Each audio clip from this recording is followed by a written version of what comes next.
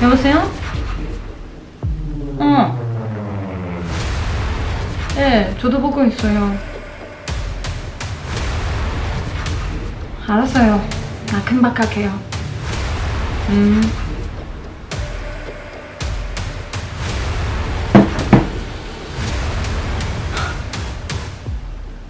또 시작이네. 강고순.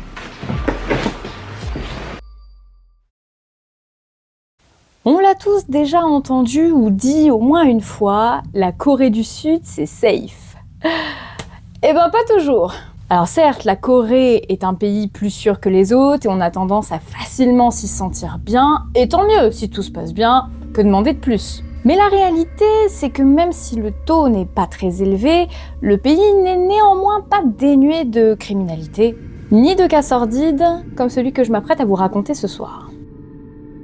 Yoon Jong-hyun, Bae Kyung-mi, Park Seung-ga, Park Jung-ja, Kim Hae-young, Yeon Mi-young, Kim So-hee ou encore Han Yong-ok, vous ne connaissez aucune de ces 8 femmes. Pourtant, elles ont un triste point commun. Toutes furent les victimes d'un des pires serial killers de la Corée du Sud, Kang Ho-soon. Le 10 octobre 1969, un petit garçon voit le jour, Kang Ho-soon. Troisième né de sa fratrie de 5, c'est un petit garçon tout ce qu'il y a de plus normal. Il va à l'école, grandit dans un milieu visiblement sain, sans maltraitance quelconque, du moins de ce qu'on en sait. Et bien que son père ait l'air relativement strict, on relève pas de problème majeur dans son éducation non plus.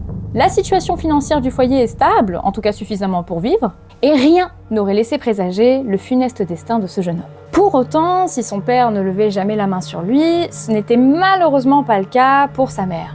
Même s'il était plutôt calme au premier abord, l'alcool fait parfois des ravages.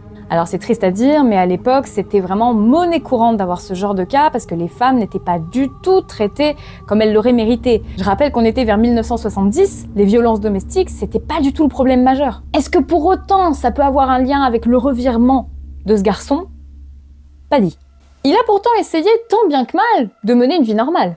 Il a été militaire pendant moins de 2 ans, cela dit, mais bon, c'était parce qu'il stagnait après ses études, il savait pas quoi faire, il a essayé de travailler pour ses parents. Bref, somme toute, jusque-là, vraiment rien d'alarmant. À l'époque, grâce à son physique avantageux, sa maîtrise habile des mots, et une situation en apparence tout à fait normale et saine, Ho-soon sortait du lot. Il peinait pas à trouver chaussures à son pied, se mariant même plusieurs fois. Le masque était un peu plus facile à porter pour ce serial killer que personne n'a vu venir. Ainsi, il rencontre et épouse sa première femme, avec qui il aura 2 fils. S'en suivra une première séparation, un premier divorce, et il déménage. Il recommence tout à zéro ailleurs. Puis vient une seconde femme, un second divorce et un autre enfant. Il déménage à nouveau et cette fois-ci, il décide de se poser, de devenir fermier. Bon, pourquoi pas. Mais là, c'est le drame. D'ailleurs, parmi ces élevages en tout genre, on va en retenir notamment un, à savoir un élevage de chiens, comme celui que vous pouvez voir par exemple sur cette photo. Sachez que ce chien, après cette photo, a atterri dans son assiette. Alors oui, j'en conviens, c'est horrible, et malheureusement, ça vient un peu corroborer ce pattern du « je m'entraîne d'abord sur les animaux, qu'est-ce que ce sera ensuite ?» Je vous le demande. Bref, vient une troisième femme, un troisième divorce, mais pas d'enfant cette fois. Quant à la 4e et dernière femme de Kang Ho-soon, eh bien, elle et sa mère décèdent dans un mystérieux incendie le 30 octobre 2005. Suite à quoi, Ho-soon se met à tuer des animaux, dans genre une 50aine de chiens. En bref, il commence à vraiment sombrer dans la partie la plus sombre de lui-même, jusqu'à commettre l'irréparable. Ce 7 septembre 2006, Yoon Jong-hyun, 23 ans, se rendait au travail, de nuit, à pied. Alors évidemment, quand Ho-soon lui propose de l'emmener en voiture, avec son joli visage et ses jolis mots, elle accepte. Malheureusement, elle va très vite regretter son choix, et il sera déjà trop tard. Après l'avoir agressé, il l'étrangle avec ses propres bas et l'enterre dans une colline un peu plus loin. Bien évidemment, il prend également soin de retirer ses ongles pour éviter les traces ADN. Suite à ce présumé premier homicide, il décide de faire profil bas, d'attendre, de jauger les réactions, les suspicions. Il fait sa vie comme si de rien n'était, tant et si bien que 3 mois plus tard, c'est reparti pour de bon. Le 14 décembre 2006, Bae Kyung-mi, 45 ans, employé d'un noraebang, va être assassiné à Hwaseong après une nuit passée avec Ho-sun, exactement de la même manière. Le 24 décembre 2006, Park Seung-ga, 37 ans, employé d'un noraebang à Suwon, sera tué de la même manière dans sa voiture et enterré. Le 3 janvier 2007, Park Jun-ja, 52 ans, employé de bureau, est kidnappé à son arrêt de bus avant d'être tué via le même schéma. Le 7 janvier 2007, Kim Hae-young, 37 ans, employé d'un noraebang à Hanyang, même procédé. Et le même jour, Young Mi-young, 21 ans, étudiante universitaire, leurrée à son arrêt de bus, kidnappée, et vous connaissez la triste suite. C'est à ce moment-là que Kang Ho-sun se dit qu'il serait peut-être bon de ralentir, de faire une pause, de s'arrêter un peu parce que ça commence à faire beaucoup et les suspicions arrivent. Mais malheureusement, à peu près 2 ans plus tard, le 9 novembre 2008, il frappe à nouveau. Kim So-hee, 48 ans, est kidnappé à son arrêt de bus et subira malheureusement le même sort que les autres. Mais c'est la dernière victime qui permettra de changer les choses. À 19 ans seulement, Han Young-ok prenait le bus tous les jours. Et quelques temps avant son décès, par chance, des caméras de surveillance venaient d'être installées à côté de cet arrêt de bus. Ainsi, le 25 janvier 2009, peu après ce 8e et dernier meurtre, Kang Ho-sun est arrêté. Une fois arrêté, Kang Ho-sun niera tout d'abord les faits, ayant même le culot de demander aux enquêteurs de lui apporter des preuves de ce qu'ils avancent.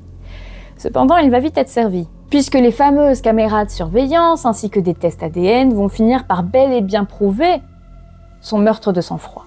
Ce qui va aussi le trahir, c'est que sur sa dernière victime, Kang Ho-sun a décidé de voler sa carte bancaire et d'essayer de l'utiliser. La caméra de la borne de retrait va donc tout bonnement capturer son visage. Et une fois rendu public, cela va permettre de l'identifier et de très rapidement l'arrêter. Résultat, le 30 janvier, Ho-sun admet son meurtre, mais il va même aller plus loin, il va avouer tous les meurtres. Lors des investigations dans sa propriété, d'ailleurs, la police avait retrouvé une des 2 voitures brûlées, dont celle qui avait servi à capturer la dernière victime. Donc dans tous les cas, les preuves étaient vraiment accablantes. Alors évidemment, tout le monde a cette question qui lui brûle les lèvres. Pourquoi tant de meurtres? Pourquoi un homme décrit comme un bel homme, doux, sur qui on peut vraiment compter par ses voisins comme ses collègues, irait jusqu'à commettre des atrocités pareilles, sorties de nulle part? On n'a pas vraiment la réponse, mais on sait qu'en tout cas, presque fier de lui, il rigolait de la façon dont il avait été enfin capturé. D'autant plus qu'en réalité, il avait même déjà été condamné pour d'autres faits. Selon Kang lui-même, il approchait ses victimes dans le but de les agresser, voilà, comprenez, avant de les étrangler avec une paire de bas en nylon et d'aller les enterrer dans les collines aux alentours. Ce qui fut confirmé par la trouvaille de plus de 70 paires de collants dans sa propriété, ainsi qu'un certain nombre de sous-vêtements féminins, dont certains tachés de sang. Kang ajoute qu'il n'a pas pu contrôler ses pulsions après le premier meurtre. Pendant 2 jours, Kang est emmené par la police sur les lieux des crimes avoués et effectue une série de reconstitutions devant les caméras de télé et une foule révoltée. Il a donc tout reproduit sans la moindre émotion, le moindre regret quelconque, en gros un calme olympien, et il a indiqué où tous les corps étaient enterrés. 4 furent retrouvés et envoyés pour analyse ADN suite à ça, mais un ne fut jamais retrouvé. D'après les dires de Kang, ce dernier est enterré à un endroit où il y a eu une modification de terrain et maintenant il y a un terrain de golf qui se trouve là.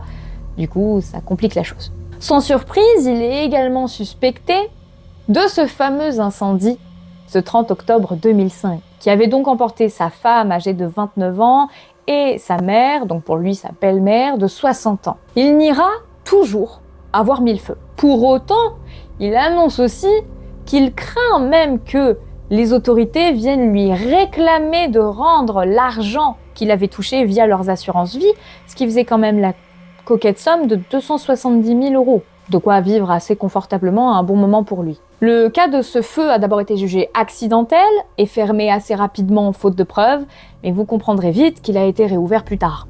D'ailleurs, Kang Ho-sun déclare aussi à ce moment-là que c'est pour ça, parce qu'il avait tellement de peine et de mal après leur disparition, qu'il s'est mis à avoir ce besoin de tuer à peu près 1 an après. En somme, sous ses apparences de gentil garçon, Ho-sun enchaînait en fait les flirts, tristement aussi les agressions et pire encore, les meurtres. Vous l'avez compris, on commence à tirer le portrait d'un psychopathe séducteur pour qui tout le monde n'est qu'objet à posséder et à manipuler et pour qui empathie et remords n'existent pas. Quoi qu'il en soit, le cas de Kang Ho-seun a profondément marqué les esprits, comme certains de ses prédécesseurs dont je vous parlerai une autre fois. Mais c'est en partie grâce à lui aussi qu'encore aujourd'hui, les assassins sont aussi protégés physiquement, de manière à protéger leur famille également. Le 22 avril 2009, la sentence tombe. Kang Ho-seun est condamné à mort pour ses actes.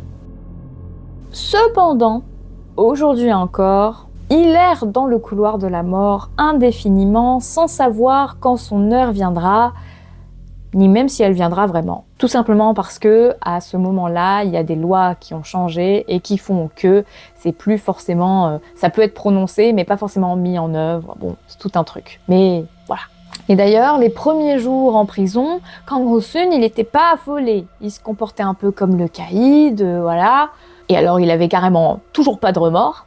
Ce n'est qu'après qu'un autre tueur en série, plutôt connu, également dans le couloir de la mort, se soit justement donné la mort, qu'il a vraiment pris conscience de son problème, de sa situation, de la chose dans laquelle il se trouvait. Et du coup, il a déclaré vouloir écrire un livre relatant de ses crimes pour que ses 2 premiers fils, issus de son premier mariage, puissent toucher les droits. Les amis, c'est la fin de cette histoire. J'espère que ça vous aura plu. Première fois que je tente ce concept, dites-moi ce que vous en avez pensé, j'ai hâte d'avoir vos retours. Après voilà, évidemment il y a beaucoup de détails, j'ai trouvé certains articles beaucoup plus complets, n'hésitez pas après à aller faire vos propres recherches si vous souhaitez en savoir plus, parce qu'en vrai de vrai, il y a quand même plus d'infos, mais en une vidéo c'est compliqué de tout mettre.